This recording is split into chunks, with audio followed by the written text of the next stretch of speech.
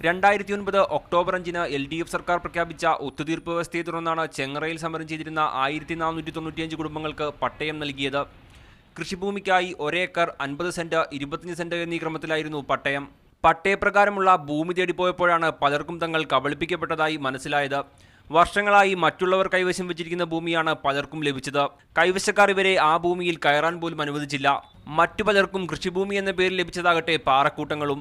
കള്ളപ്പട്ടയം എന്നാണ് നമുക്കത് പറയാൻ പറ്റുന്നത്. കാരണം എന്ന് പറഞ്ഞാൽ ആ പട്ടയം കൊണ്ട് ഞങ്ങൾ വിവിധ ജില്ലകളിലെ ഈ പറഞ്ഞിട്ടുള്ള ഭൂമിയിൽ പോകാൻ വേണ്ടി ചെന്നപ്പോൾ അവിടെ വാസയോഗ്യമായ ഭൂമിയല്ല ഒന്ന്. രണ്ടാമത് പറഞ്ഞാൽ മറ്റുള്ളവരുടെ ഭൂമിയാണ്. അതിന് അവരെ രേഖ കൊണ്ടുവരുമ്പോൾ നമ്മളെ അങ്ങോട്ട് കയറ്റുന്നില്ല. ചെങ്ങറ പാക്കേജിൽ ഉൾപ്പെടുത്തി പട്ടയം ലഭിച്ച 50 കുടുംബങ്ങളാണ് സെക്രട്ടേറിയറ്റിന് മുമ്പിൽ അനിശ്ചിതകാല സമരം നടത്തുന്നത്. പത്തനംതിട്ട ജില്ലയിൽ നിന്ന് പദയാത്രയായി എത്തിയാണ് സമരം. പട്ടയം നൽകി നാടുകടത്തൽ അവസാനിപ്പിക്കുക, കൃഷിക്കും വാസത്തിനും അനുയോജ്യമായ ഭൂമി നൽകുക എന്നിവയാണ് ഇവരുടെ പ്രധാന ആവശ്യങ്ങൾ.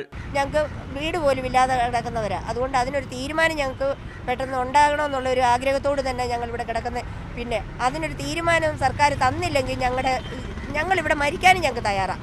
തങ്ങൾക്കാവശ്യം പട്ടയമല്ല ഭൂമിയാണെന്നും ഭൂമി ലഭിക്കാതെ ഇനി തിരിച്ചു പോകില്ലെന്നും ഇവർ പറയുന്നു.